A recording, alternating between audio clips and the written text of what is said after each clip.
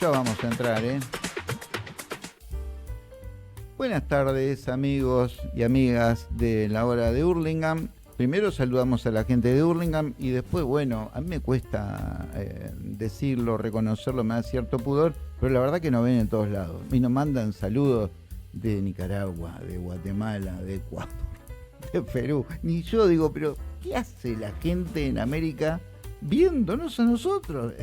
La gente, como dijo Noam Chomsky, de la pandemia salió peor. Sí, claramente. Señores, Pablo Ambrosetti, ya un hombre de la casa, un amigo más que hombre de la casa, un amigo que nos ayuda con la historia. Ustedes saben que hoy en día la historia, tenés que tener 2 dedos de frente para no darte cuenta que todo lo que vivís tiene un correlato hacia atrás, porque si no, no se explica, ¿entendés? Sí.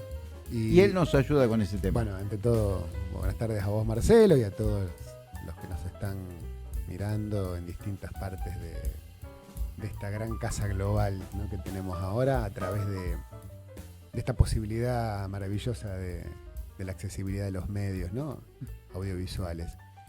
Y bueno, cuando veníamos hablando ayer, pensando sobre qué abordar la columna de historia de esta semana,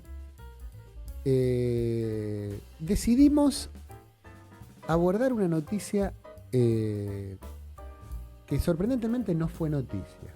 Digo, estas últimas semanas que no nos vimos, pasaron los avatares de la política doméstica. Pasaron cosas, que vino el frío, que se fue el frío, el aniversario de los 20 años de la llegada de Néstor Kirchner al gobierno, una importante movilización en la plaza, la reaparición en pocos días de una de las figuras políticas más importantes, por lo menos desde el recupero democrático para aquí, como Cristina, con observaciones muy interesantes. Pero pasó otra cosa que pasó bastante desapercibido. En el boletín oficial de la provincia de Mendoza, del 25 de mayo, el mismo día que se cumplían los 20 años de la llegada al gobierno de Néstor Kirchner y que una parte importante de nuestra población se movilizaba para dicho homenaje, el boletín oficial mendocino publicó una declaración del Parlamento mendocino en la cual todos los parlamentarios provinciales de Mendoza, los diputados provinciales mendocinos, declaraban al pueblo mapuche extranjero. ¿Lo escuchaste? No. Bueno. Es decir, el Estado mendocino, el gobierno de Mendoza, a través de 2 de sus 3 pilares del tan sacrocanonizado sistema republicano, ¿no? Poder judicial, poder legislativo y poder ejecutivo. 2 de esos poderes provinciales, con la formalidad de una resolución parlamentaria publicada en el órgano de difusión del gobierno, que son el boletín oficial, declararon al pueblo mapuche no pueblo originario, sino nación extranjera. Es una locura. No es una locura, primero los habrán judicializado directamente como pueblo y luego eso es una persecución. Primero, ese pueblo hace miles de años. Primero que nada es una aberración histórica, digo, no soy antropólogo, vos tampoco, digo que es una aberración histórica, pero es también, y por eso veníamos con la columna de hoy, la construcción del relato, ¿no? Es decir, reivindicamos que todo movimiento político, todo gobierno, todo colectivo tiene que construir un relato de autolegitimación. Ese famoso antropólogo brasileño, gran pensador de la patria grande, que se llamó Darcy Ribeiro, decía: ningún pueblo puede sobrevivir si no desarrolla primero una teoría sobre sí mismo. Es decir, tenemos que construirnos como pueblo un relato que nos legitime, que nos justifique. Ahora aquí el Estado, en este caso el Estado mendocino, decide exteriorizar a una parte de la ciudadanía que lo compone. Y no es casualmente que haya elegido al pueblo mapuche. No está mal recordar quién gobierna en en Mendoza. Ujú. Lo gobierna la Alianza Cambiemos, especialmente a través de la UCR, el PRO, la coalición cívica y un partido provincial muy fuerte, que es parte de la Alianza Cambiemos. Aquí en Buenos Aires no le damos bolilla porque es un partido provincial, pero es un partido muy fuerte que gobernó décadas Mendoza, que es el Partido Demócrata, Ajá, sí. que son parte de la Alianza Cambiemos, que son estas 4 pilares del más rancio conservadurismo, ¿no? Y elegir al pueblo mapuche como el escarnio de esta excomunión o excomulgación nacional, nos llevó a pensar, bueno, a ver, ¿qué relación ha tenido a lo largo de los años el Estado con los pueblos originarios? De más está decir que la relación es conflictiva, como toda relación entre un Estado capitalista y su población. Habrá momentos de mayor tensión y de menos tensión, pero siempre es una relación conflictiva por un principio que hoy los liberales devaluados en libertarios te plantean, que el Estado es un coercionador de la libertad, lo cual es una obviedad. El Estado está justamente para coercionar, o mejor dicho, para limitar mi posibilidad de, entre comillas, libertad individual en aras del bien común. Ejemplo, si a mí una persona me produce un daño físico, me golpea o un daño material, me roba, el instinto primario del ser humano, ¿cuál es? Ejercer la venganza contra ese sujeto. ¿Qué hace ahí el Estado? ¿Incentiva mi libertad? No, al contrario, me la reprime, me dice, no, momento, usted no puede hacer eso, porque el Estado tiene leyes, aparato judicial burocrático, Se fuerza. supone que tiene herramientas para compensarlo a usted o escuchar toda la situación y hacer justicia. ¿Se entiende? Es decir, naturalmente el Estado está para encorsetar la libertad que siempre va a colisionar con la libertad del otro. Para que no sea el lejano oeste, como se dice en las Ahí va. películas. Entonces, el Estado argentino, si nosotros lo pensamos desde su génesis, de su formación, vamos a ponerle 1850 hasta 1880, tuvo una política dual con los pueblos originarios. Por un lado, tenía, especialmente a través de figuras muy conocidas de quien ya hemos hablado, como Domingo Faustino Sarmiento, como Bartolomé Mitre, una política sumamente represiva, excluyente, estigmatizadora, casi racista en algunos términos, donde se consideraba al originario, al que se llamaba indio, como un salvaje. Ya hemos leído partes del Facundo aquí, o del otro libro, menos conocido de Sarmiento, Conflictos y Armonías de Razas en América del Sur, donde plantea básicamente la imposibilidad de la incorporación del elemento originario a la estructura del Estado y propone suplantarlo con inmigración europea. Pero al mismo tiempo que había una política de represión focalizada, especialmente en la zona núcleo de la Pampa húmeda argentina, hacia el nordeste, actual territorio Chaco, Formosa, Santiago del Estero y norte de Santa Fe, toda esa región que se llamaba el Gran Chaco.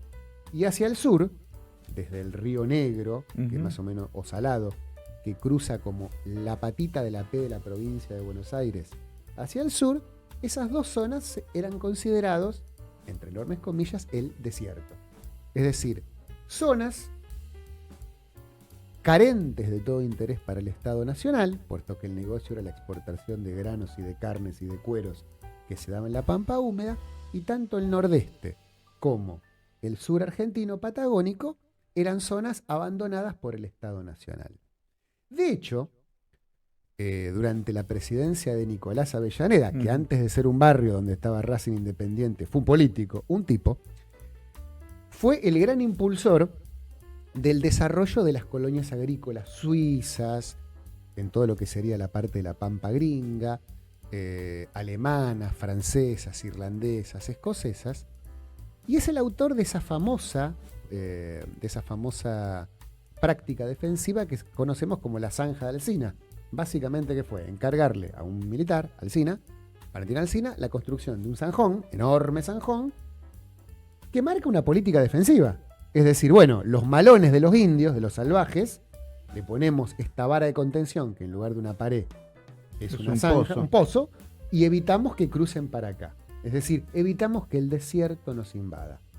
Eso marca claramente de que ahí el Estado Nacional estaba totalmente desinteresado, carecía de política hacia el aborigen, salvo las represiones focalizadas de la pampa húmeda. Pero lo tenía identificado como un enemigo. Muy bien, lo tenía identificado como un bárbaro, como bien lo llama Sarmiento. La palabra bárbaro deriva del griego bárbaroi, que quiere decir extranjero, que está afuera de la ciudad, afuera del ejido, un forajido, que está afuera de la ecumene, de la urbe blanca, porteña, cercana al río, con el cual no tenemos ningún interés de mezclarlo, ni siquiera de combatirlo. Un espíritu espartano también, ¿no es cierto? Algo por parecido. decirlo. ¿Quién cambia eso?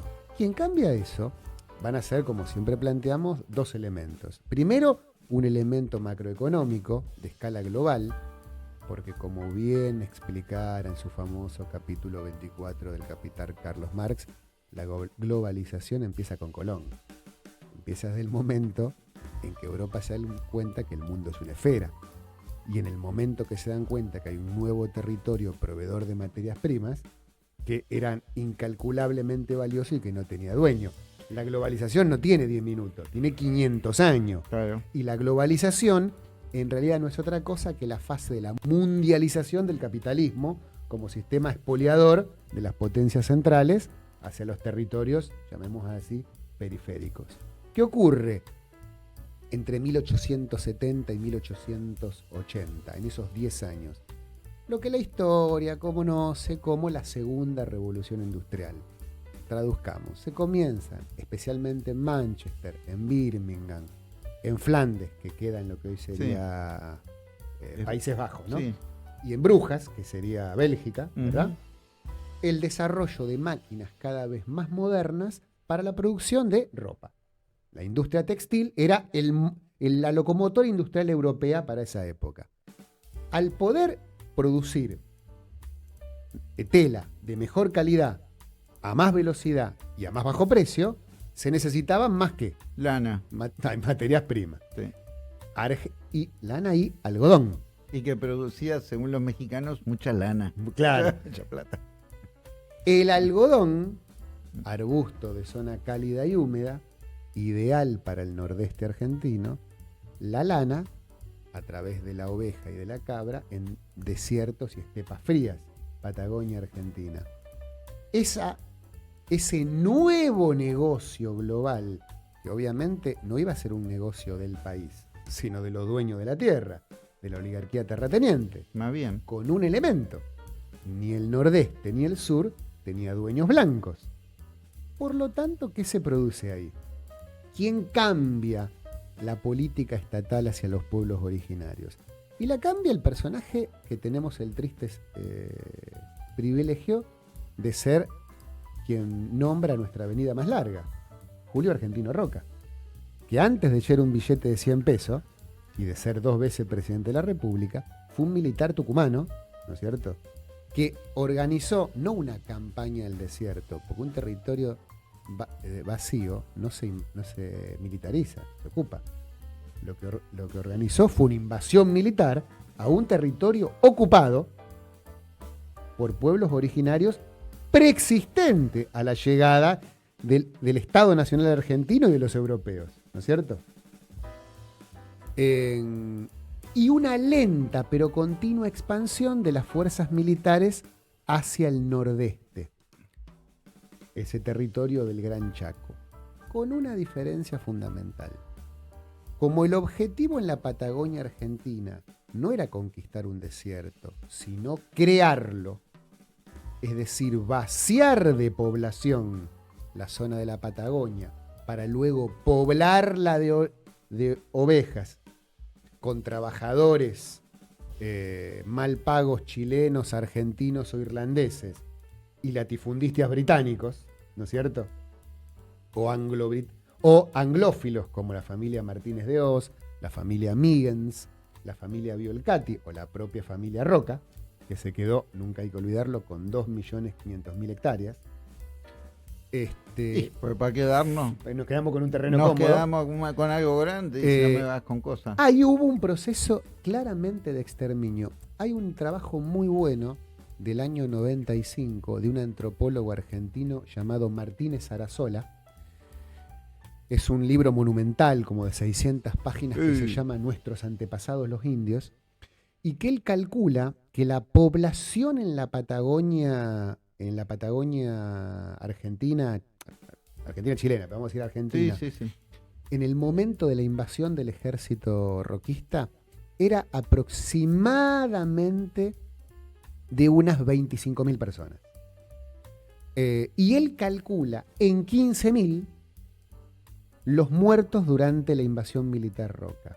Es decir, estamos hablando lisa y llanamente de un genocidio. Sí, es un genocidio tremendo. Tremendo. Campaña del Desierto, que siempre es bueno recordar, no comenzó con Roca. Comenzó tiempo atrás con un personaje sobre el que siempre tenemos que volver a problematizar, como fue el estanciero Rosas. Juan Manuel de Rosas, Anchorena, que era el otro apellido, ¿no? No sabía que eran chores. Claro, dice, hay una parte de mí que quiere a los negros y que quiere a los indios. Y hay otra parte de mí que me sale como... Esa campaña del desierto del año 1879, que latifundizó la Patagonia argentina y la incorporó como monoproductora de lana al mercado mundial, se construyó en base a un crimen de Estado, porque eso es un genocidio, es un crimen de Estado. Yo tenía una... Mostralo a cámara sí, si querés la tapa. Un estudiante en la escuela 21 de Ituzaingó hace muchos años, de ascendencia mapuche, rionegrino, que me regaló, cuando terminó el colegio, un librito que está subido a internet, lo pueden buscar. Se llama Acércalo ahí a la cámara. Voces indígenas de la Patagonia. Lo escribe una antropóloga noruega llamado Else Lidergrad, que esta es su tesis doctoral, y que cuenta muy bien Else Lidergrad que cuando hace su tesis doctoral dice: quiero estudiar sobre los indios de los climas fríos, los pueblos originarios de los climas fríos, pero ya hay muchos trabajos sobre esquimales. Ella es noruega. Claro. Entonces un compañero de universidad le dice: ¿y por qué no estudias los mapuches en la Argentina? UNIT, ¿cómo es que se llaman los esquimales? Claro, los UNIT, una cosa así. Algo así. Y la está bien, recibieron. Sí.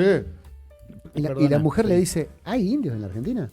Dice: y sí, claro, es un país de América del Sur, tiene población aborigen y bueno, viene a estudiarlos. Tenemos los 4 climas, tenemos indios. Bueno, este nene que me regaló el libro cuando terminó el colegio era de un pueblo en el centro, en el corazón de Río Negro, que se llama Balcheta. Balcheta es un pueblo que tiene hoy más o menos 7.000 habitantes. Un pueblo chico, no llega a ciudad. Sabemos que para ser ciudad tiene que tener 10.000, más o menos. Anda por ahí. Anda por ahí.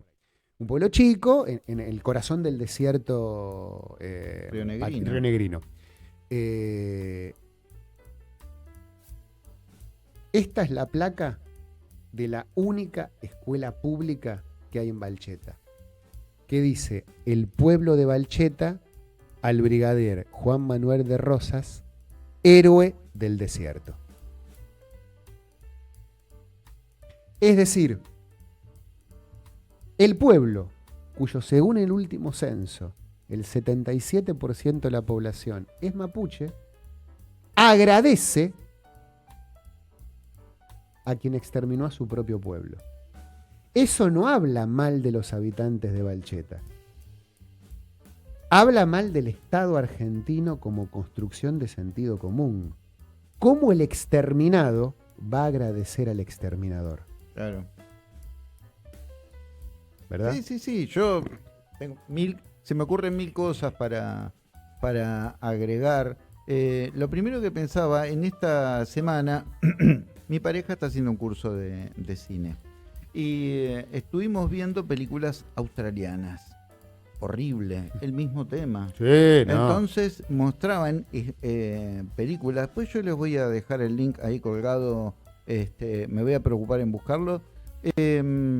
Eran hechos reales. Entonces de repente una niña que estaba al cuidado de su abuela y por otro lado mostraban paralelamente en la ciudad de Sydney un inglés o un hombre caucásico blanco diciendo que no, que había que tratar de destruir a las razas aborígenes y para que se convirtieran en blancos. Entonces le quitaban las niñas, se las llevaban a reservaciones que estaban atendidas por monjas, ¿no? Uh-huh. por cristianos, y entonces ahí les enseñaban cómo tenían que ser. Paralelamente a eso, también vi el mismo tema y la misma problematización en Estados Unidos, también con Iglesia Católica, secuestrando a las niñas, sobre todo de los pueblos distintos, pueblos originarios de lo que hoy es los Estados Unidos, y también haciéndoles todo tipo de vejámenes.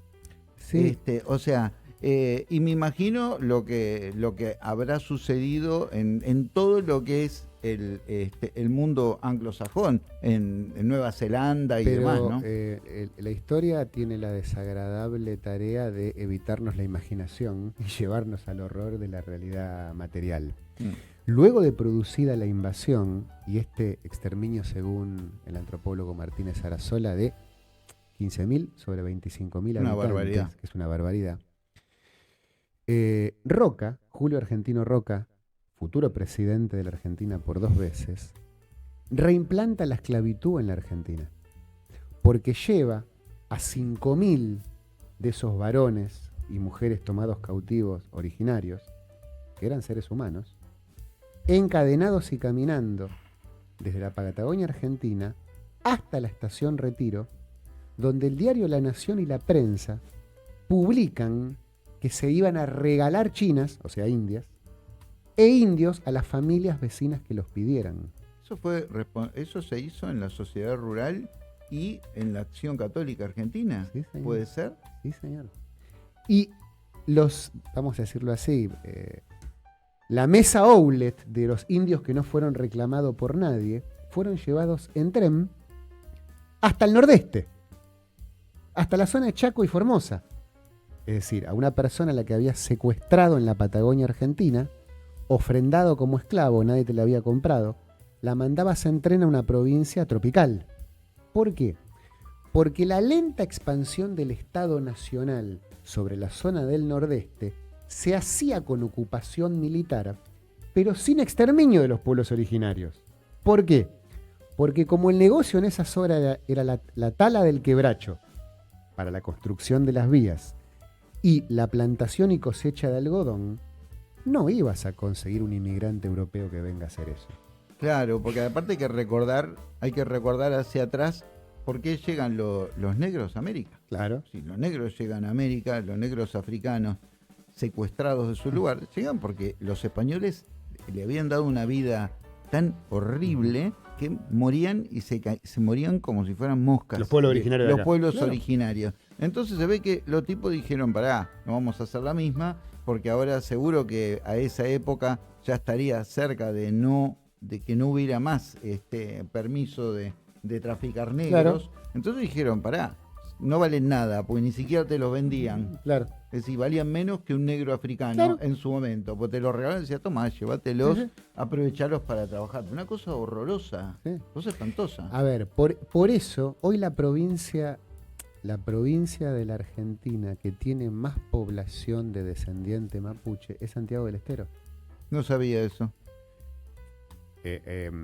Y esto lo constata en el año 2003 la UBA con el equipo de antropología Sí, forense, es un estudio genético. que el equipo de antropología forense, que es muy famoso por todo lo que tiene que ver con sus trabajos Mira. sobre búsqueda de Identidades. con Sí, los sí, crímenes sí, de sí. lesa humanidad, Claro. pero hace otras actividades. El equipo de antropología forense, que en el año 2003 dirigía a la hija de Magdalena Ruiz Ñazú. Nadie la puede acusar de kirchnerista Sí, ni sí, nada por sí, el estilo, sí, ¿no? sí.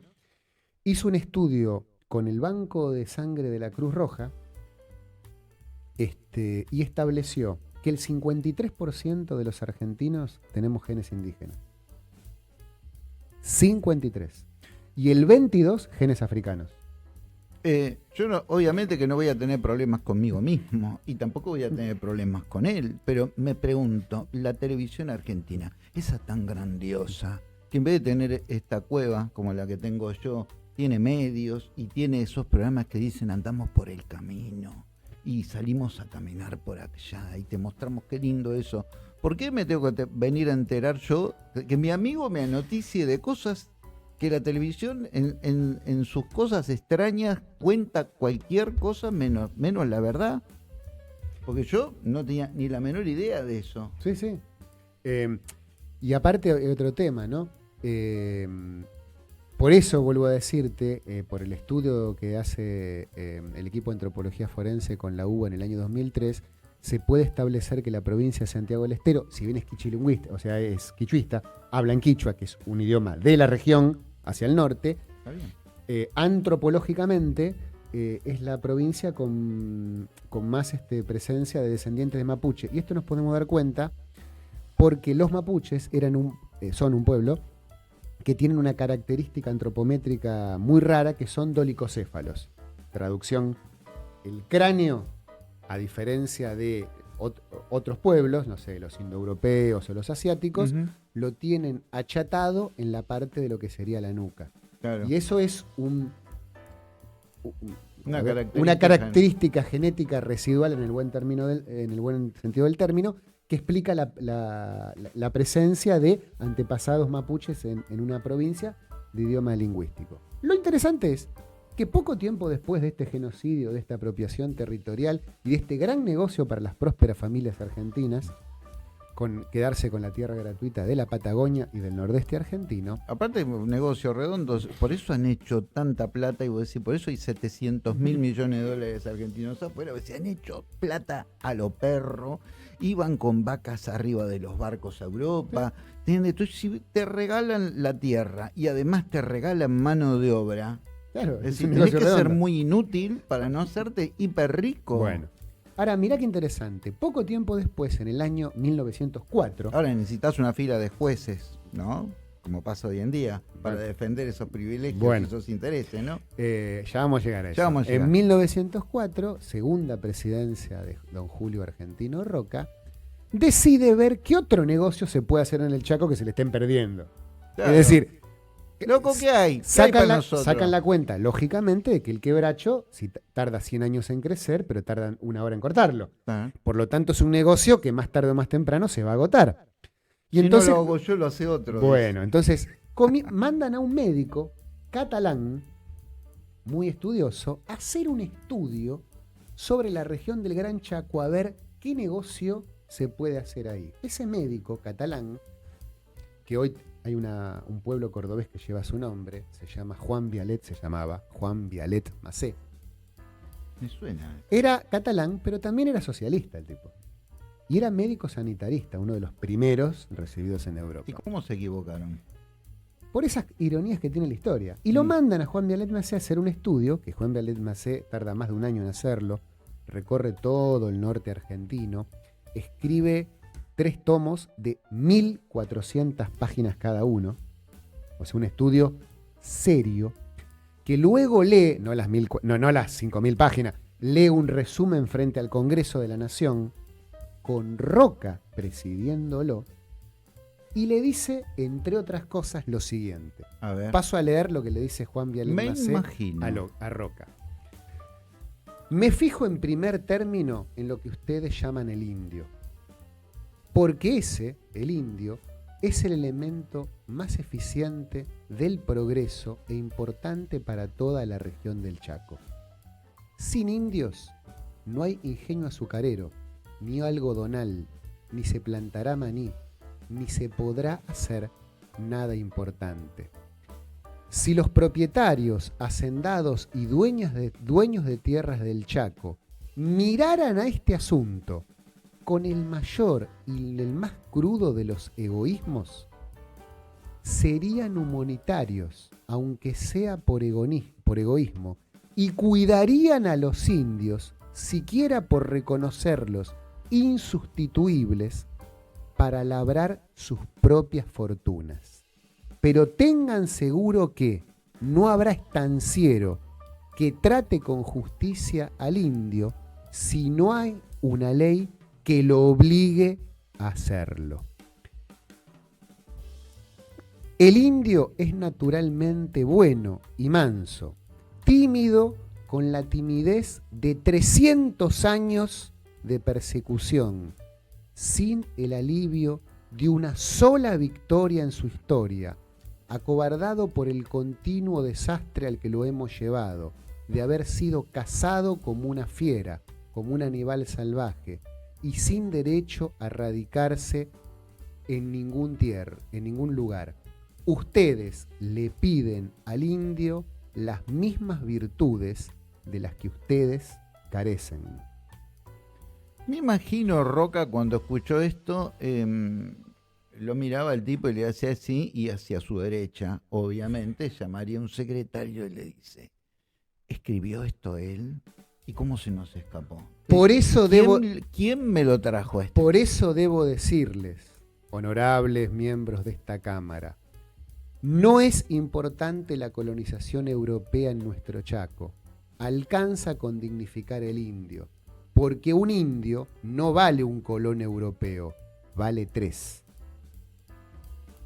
Y termina diciendo, muchos hablan de que la solución para los crímenes es erradicar al indio.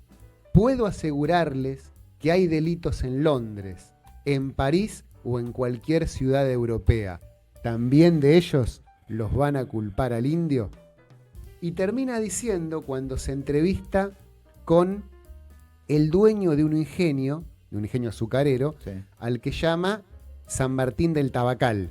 San Martín del Tabacal, el dueño de San Martín del Tabacal, era la familia Robustiano Patrón Costas. Sí, ese era terrible. El máximo terrateniente de la Argentina. Cuando le pregunto al dueño del ingenio, ¿qué habría que hacer con los indios? ¿Qué política debe tener el Estado frente a ellos? Él alcanza a decirme, ninguna. Habría que deportarlos a Tierra del Fuego. ¿Y qué haría usted? Le pregunto yo, si harían eso con usted y su familia. A lo que me responde, ¿por qué habrían de hacérmelo si yo no soy indio? Obviamente que luego de escuchar atenta e incómodamente las conclusiones de Vialet Macé, fue cortésmente invitado a través de la ley de residencia y se lo expulsó de la Argentina. ¿Vos sabés que estaba no, pero no es joda? ¿Es en serio? Sí, sí. Vos sabés que estaba pensando eso. Perdón, y yo dije, tuvo que volver a Cataluña, donde se lo metió en cana por socialista y murió preso. Estaba pensando, dije, me parece que este hombre iba a tener un problema porque por la cosa que he aprendido con él. Dije, estamos en época de la ley de residencia. ¿Sí? Le dije, y él es extranjero. Sí. Y encima es extranjero y es de izquierda, sí, digamos, sí, es socialista. Dije, este la va a pasar mal. Entonces cuando él, dije, no puede ser, no es, lo que pasa está bien. Y usted se pregunta, ¿por qué la desesperanza del argentino de hoy en día? ¿Y de dónde vendrá? ¿No? ¿De dónde vendrá? Porque todas esas cosas, como dice la canción esa de Spinetta, el ojo que mira el magma son todas las cosas que hierven debajo de nuestro piso y que tarde o temprano van a salir y tarde o temprano van a expresarse de una forma quizás que usted diga, mucho no me agrada. Ahora pensemos esto, ¿no? Vialet Macé escribe este trabajo en 1904. Tres libros de 1400 páginas cada uno. Sí. También sabéis que estaba pensando... Perdón, el libro se llama... Perdóname. A ver, no el libro, no los libros enteros, pero sí hay un montón de fragmentos subidos a las redes. Y de hecho hay un documental firmado en el año 2004 Mirá, que se llama Vialet Macé, un siglo después, que es un documentalista que recorre los pueblos donde él estuvo y bien, compara lo que dice en el libro con lo que con la realidad del año 2004. El libro se conoce con el nombre de Informe Violet Macé. En realidad, el nombre verdadero es La clase, Mostrarle La después clase lo- obrera a Ahí está. principios del siglo, por el doctor Juan Violet Macé.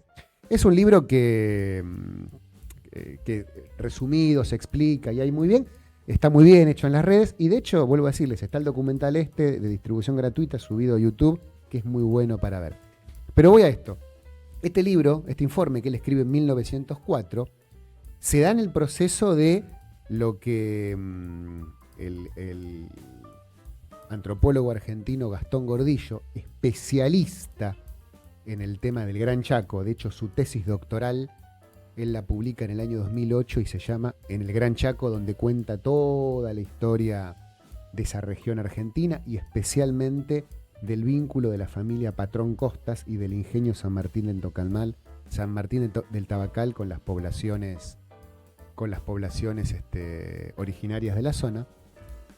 El ejército argentino comienza a ocupar el territorio del nordeste argentino, pero como era fundamental no exterminar a las poblaciones originarias, Sí, porque tenía que laburar. porque tenían que laburar, esa ocupación se hace muy lenta. De hecho, Argentina, el ejército argentino, tiene la última batalla registrada contra poblaciones originarias insumisas al Estado Nacional en 1918.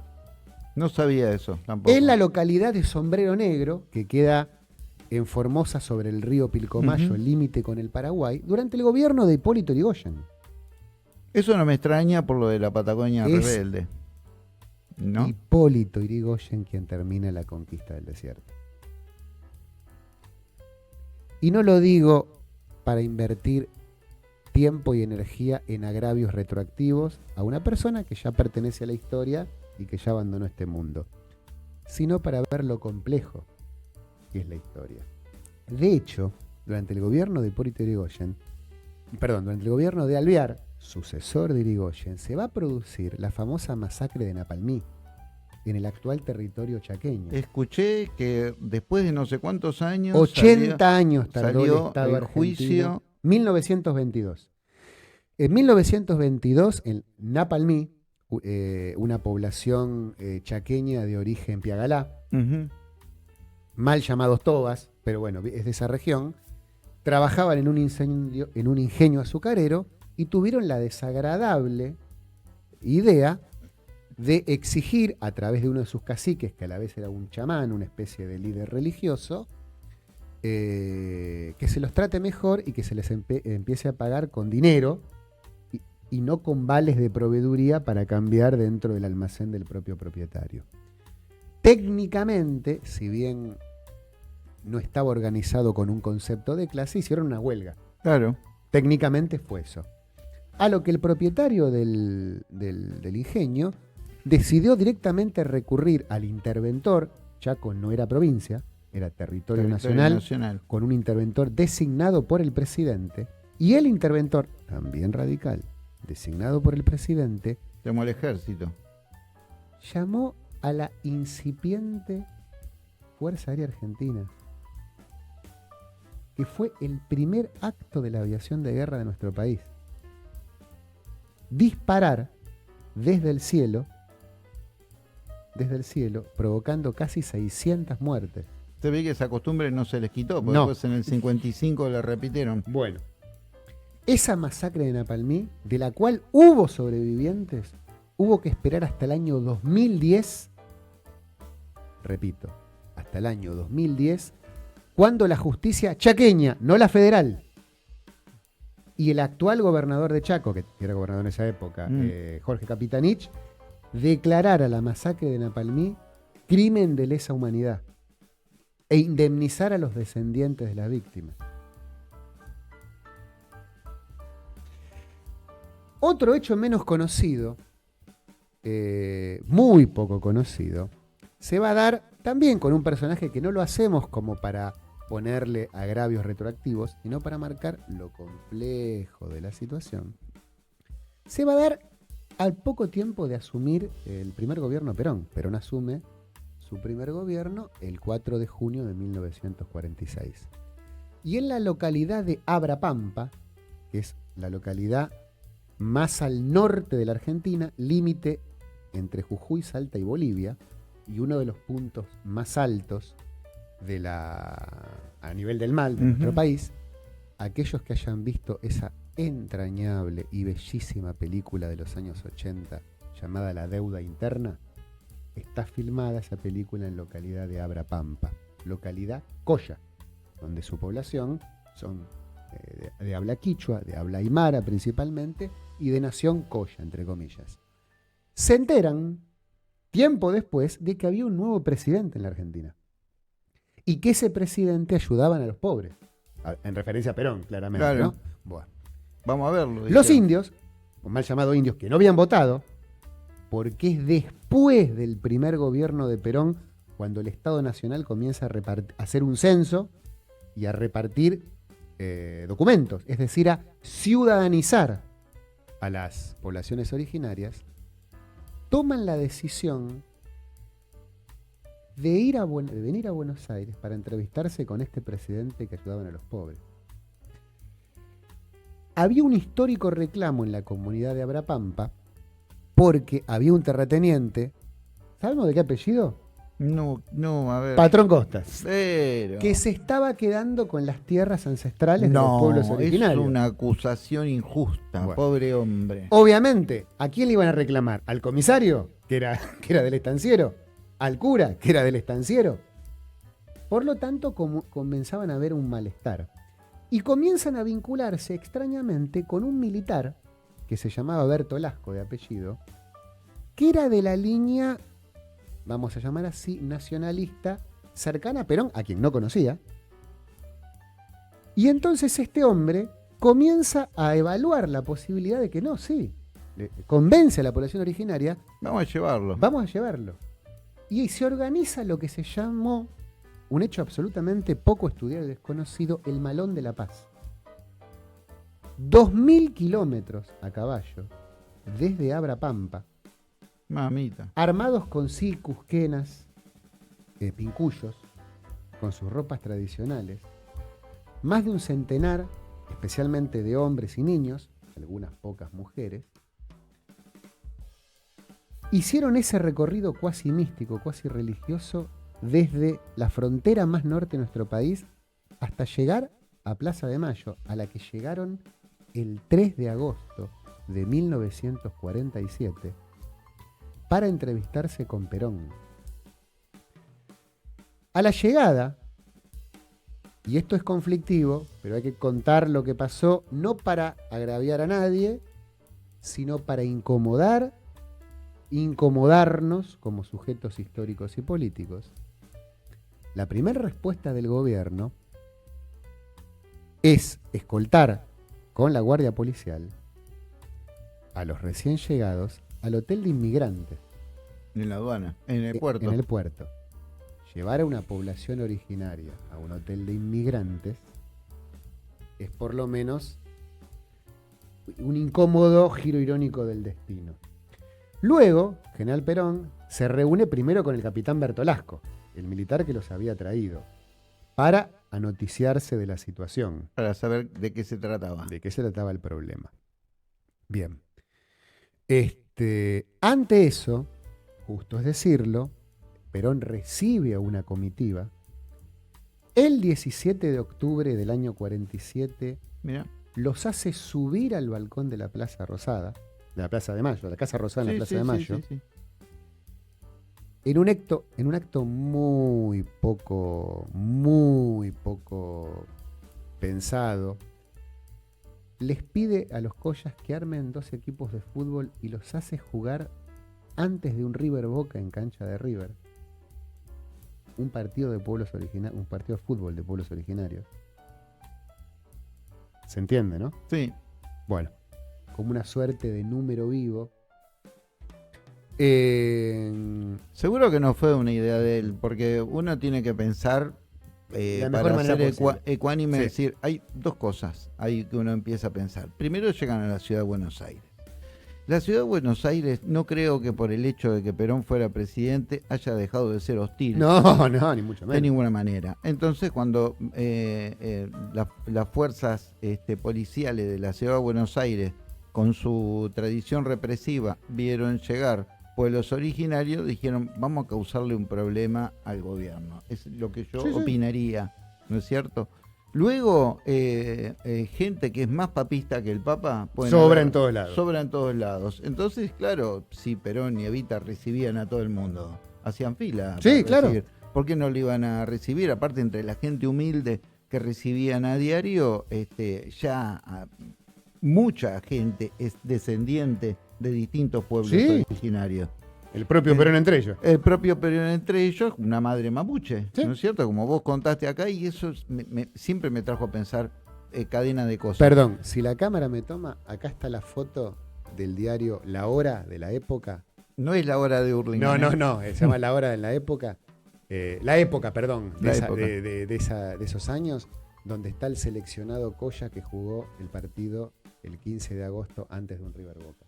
¿Eso habrá sido propuesta de algún otro, de algún ministro de Cultura, ministro de Deportes, alguna cosa por el estilo? Lo cierto es que esa historia terminó muy mal, porque cuando, frase de Perón, cuando uno no quiere hacer algo, forma una comisión. Sí. Bueno, entonces el gobierno tomó la decisión de formar una comisión para el estudio del legítimo reclamo de los pueblos originarios de la Puna, para ver si era posible la expropiación por causas de utilidad pública y reivindicación histórica de las tierras de Robutiano Patrón Costas, pero eso se fue desarrollando en los tiempos políticos, burocráticos, administrativos del Estado. Lo cierto es que luego de más de un mes de estar alojados en el Hotel de los Inmigrantes e ir asistiendo a las comisiones como testigos, como oyentes, como veedores, y no obtener una resolución parlamentaria dentro de la discusión que se daba de este tema, se tomó la decisión de, escoltados por el ejército, ya no por la policía, llevarlos a retiro y subirlos a todos los integrantes del Malón de la Paz en un vagón de carga para devolverlos a su puna, a la espera de la justicia social que el Congreso no sancionó nunca.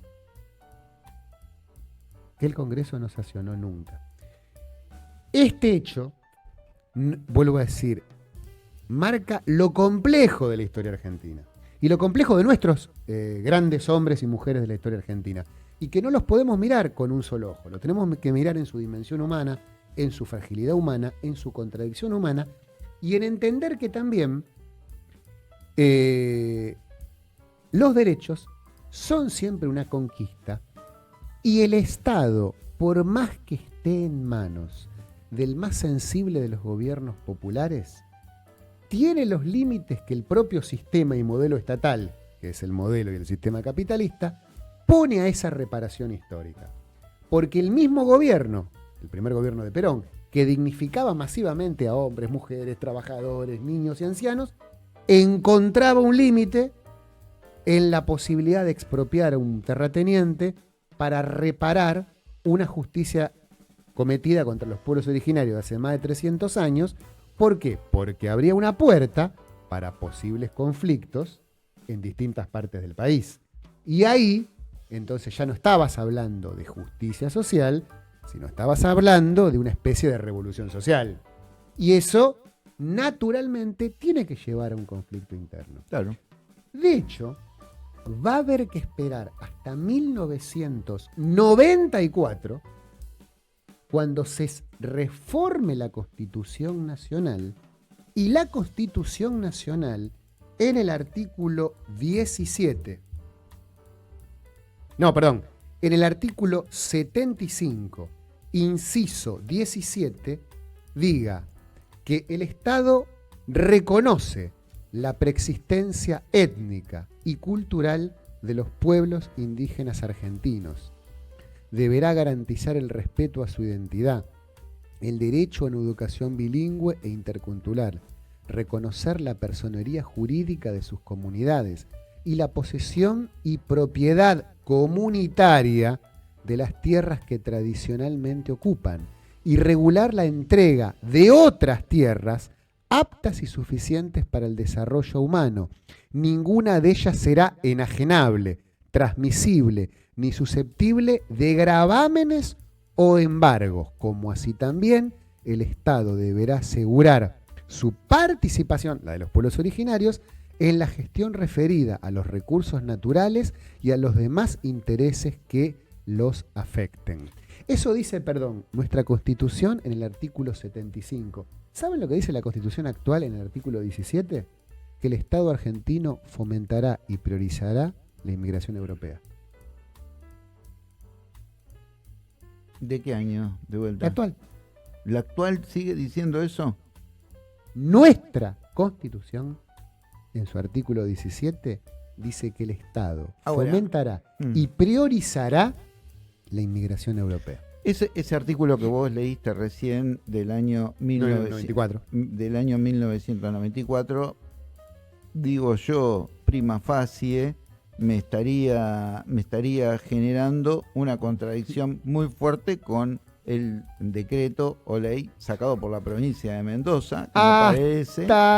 Hasta que cantó Garay. Y entonces para mí que es inconstitucional. Hagamos una apuesta. ¿Cuánto va a tardar la Corte Suprema de Justicia en declarar ilegal lo que acaba de hacer la provincia de Mendoza? Pero es inconstitucional. Es inconstitucional de plano. Solamente la lectura de los primeros párrafos te están diciendo, a ver, en la República Argentina reconoce. Léelo de vuelta, por favor. Léelo de vuelta. Ese comienzo, ¿no? Léelo de vuelta. Estamos hablando de la reforma de la Constitución de la República Argentina del año 1994, el artículo... Que es la actual. Artículo 75, inciso 17. El Estado Nacional deberá reconocer la preexistencia étnica y cultural de los pueblos indígenas argentinos, como así también garantizar el respeto a su identidad, el derecho a una educación bilingüe e intercultural. Listo, Mendoza, te mandaste una macana muy fea, que vas a quedar en la historia, todos los que están ahí, como gente racista, directamente es una persecución racial, es una persecución étnica, que te la está negando, no podés declarar eso porque la Constitución, que es una Constitución supra a la tuya, claro. Es decir, igual que la Constitución argentina está ligada a convenios internacionales, claro. Entonces yo te diría que para la galería, por la galería, ¿no? Y para la popular, deroguen esa vergüenza. Porque yo sé que Mendoza es muy afecta al porteño way of life, eso lo conozco de hace mucho tiempo por esa costumbre que no se oxida de ser federal y ser artiguista. Entonces sabemos el paño, pero esto es totalmente ilegal. Bueno, y ahí vamos, y ahí de mi parte voy cerrando.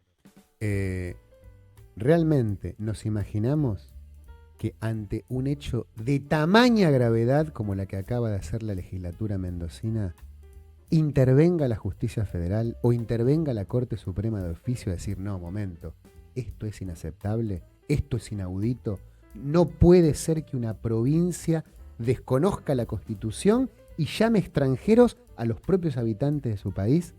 ¿Va a pasar eso? No va a pasar. Miren, yo la verdad no sé qué va a pasar. A ver, sé qué va a pasar. En el mundo han sucedido cosas tremendamente peores y siempre está la vuelta atrás. Uno se imagina, el otro día me imaginaba por distintas cuestiones personales, la época de la dictadura y lo que uno pensaba, los sufrimientos que hubieron. De eso se salió. Sí. Del nazismo se salió, de las peores locuras, familias, gente con identidades sustituidas, salen de todo eso. Yo lo que digo es que pasa en la Argentina, lo hablamos acá bastante, en realidad nosotros tenemos una anomalía de fondo, que provoca lo siguiente, que personas que de repente vos pensás que están del lado bueno de la historia, como puede ser Hipólito Yrigoyen, es decir, nunca se habrán planteado, yo tampoco lo puedo mirar con el ojo de hoy, donde hemos podido ver documentos y ver un montón de cosas y comunicárselas a ustedes, inclusive por este medio, que antes, en la época 1910, lo que fueran, imposible. Pero sí se nota hoy en día la colección interminable de anomalías políticas que hay. ¿Por qué? Por temas no resueltos del pasado que te contaminan lo que vas a hacer. Vas a hacer una cosa y te encontrás con esto, pero que además es ignorado y que además no salte nadie. Nadie, porque esto tendría que ser un tema, si vos pretendés hablar de un movimiento nacional y popular, si pretendés hablar de justicia social, vos sabés que hay algunos puntos que tenés que tocar. Primero es la no persecución de nadie, de decir, vos tenés que demostrar que sos ávido por la libertad irrestricta de las personas, que sos ávido por la no persecución étnica ni racial de absolutamente nadie, por el reconocimiento de los derechos. Te recuerdo, la mamá de Perón era mapuche. ¿Entendés? ¿Qué más querés? ¿Qué más? 2 más 2 son 400 en este entonces choca, entonces vos de repente tenés todo tipo de problemas, entran los pueblos originarios en esa época a Buenos Aires, pero Buenos Aires siempre ha sido revulsiva, ¿no? Y después el poder, claro, yo no me animaría a echarle las culpas a Perón ni a tirarle tierra, porque de repente llegaba gente y la atendía, entonces me imagino un montón de gente que inclusive él mismo termina así, digamos, no termina en un vagón de tren, pero muchos peronistas terminan peor que en un vagón de tren. Totalmente. Es decir, ¿por qué? Porque hay una anomalía histórica de injusticia social de familias, Patricia, como ese tipo patrón Costas, en toda la República Argentina, que impiden que se pueda ejercer hasta el mínimo que es la Constitución Nacional. Es decir, o sea, en este momento estoy pensando que lo más revolucionario que hay en este momento es hacer que la Constitución funcione. Bueno, claro. Frente a eso, vos sabés que es muy interesante porque en los años 90, durante la famosa, los más jóvenes no se acordarán, pero el gobierno de Menem también reformó la Corte Suprema de Justicia. Me acuerdo. Y la pasó a 9 miembros. Claro. Y tenía 5 que eran del riñón más rancio, del menemismo más claro. Sí, porque tenía que hacer un cambio, tenía que regalar el Estado, necesitaba apoyo. Durante ese momento, un grupo de abogados laboralistas vinculados a la CGT, que era en ese momento la central más representativa, le exigen a un gobierno autopercibido peronista como el de Menem, el cumplimiento del famoso artículo 14 bis. Claro. Esto lo pueden googlear, ni siquiera hay que leer la Constitución. El artículo 14 bis, sancionado en 1957, o sea, tiene un montón de años, establece que los trabajadores tenemos derecho a salario justo, vacaciones, bueno, todo lo que ya sabemos, pero dice que tenemos el derecho a participar en las ganancias empresarias y al control obrero de la producción. ¿Saben cuántas empresas en este país cumplen la Constitución? Es decir, reparten ganancia entre los obreros. Creo que Firestone y no sé Firestone y alguna más. Y no por bonomía, porque hubo una huelga en el 2009 de 11 días donde los obreros ganaron eso. Y la otra fue el sistema bancario, y no por bueno. Claro. Los bancarios tienen participación de la ganancia porque en el 2018 hubo una huelga de 4 días donde lograron una paritaria que incluye reparto de ganancia. Es decir, que el resto del empresariado argentino viola la Constitución Nacional ante los ojos de todos, ¿no es cierto? Claro. Ahora bien, entre los años 90, este grupo de abogados laboralistas llegó hasta la Corte Suprema exigiendo que se cumpla el artículo 14 bis. Y la mayoría automática del menemismo estableció que los artículos o los derechos enunciados o nomenclarados, definidos en el artículo 14 bis, son derechos de cumplimiento declamativo y no efectivo. No, me está jodiendo. Acordada de la Corte Suprema 5-4, mayoría menemista. Fallo del año 97 o 98, no lo recuerdo. Es decir, la Corte Suprema llegó a decir, bueno, de la Constitución es narrativa. Es Sarás. Esto que dice acá es narrativa. es declamativo. Es narrativa. Claro. Lo que pasa que el fondo es está feo ser autorreferencial, pero como me doy el lujo de decirlo, es decir, de vuelta, es decir, son las anomalías históricas no resueltas con las que te chocas una y otra y otra y otra vez. Ese es el problema de fondo que tenemos acá. Entonces quedan mal parados muchas personas y gobiernos que tienen buena fe de hacer cosas, pero como encorsetados en este... estás encorsetado, te dicen, bueno, y es como decir, bueno, vas a tener democracia y ejerces determinados derechos que vas a tener con un límite, ¿no? Porque cuando pasás el límite ese, tenemos varias herramientas. Una es bombardear plazas desde el cielo, otra es mandarte o tirarte al río de la Plata, la otra es mandarte en un vagón de tren, enterrarte, hacer cualquier cosa, pero esta gente te demuestra que son familias que ellos tienen un poder omnímodo desde hace, creo que vamos para los 211 años aproximadamente, ¿no? Que como alguna vez dijo muy bien Evo Morales en una charla que yo la pasé el otro día acá en la hora de Hurlingham, donde le explicaba que decía, bueno, estos son las rémoras del Estado colonial, que es lo que tenemos en toda América Latina. En toda América Latina. Eso, en la rema del Estado colonial, que los tipos están para ser como una represa de contención del agua que está del otro lado, son todas las personas reclamando un montón de cosas, ¿no? Y donde vos no te dejan ninguna posibilidad de resolver nada de fondo. Claro, por eso, ¿por qué? Y con esto yo cierro. Listo. ¿Por qué traer este hecho, que lo digo con enorme dolor, pero con enorme crudeza realista? No salió en ningún lado de que la legislatura mendocina haya hecho tamaña aberración para con una parte de nuestros propios hermanos coterráneos, ¿no? Porque este no es cualquier año en nuestra historia. Para la vida de un ser humano que puede vivir 60, 70, si tiene mucha suerte y se cuida 80 años, todos los años son importantes. Claro. Porque todos los años uno trabaja, tiene afectos, amores, desamores, frustraciones, alegrías, gana en afectos, pierde seres afectivos. Digo, la vidita de un humilde ser humano es siempre importante, por eso cada vida vale.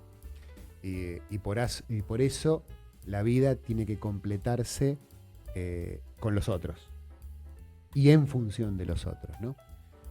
No se puede ser feliz rodeado de infelices. No. Uno tiene que construir una felicidad colectiva. Sí. Pero ¿por qué lo pusimos hoy? No para deprimirnos, sino para entender que este año, que como todos van a ser importantes, va a ser también un año electoral.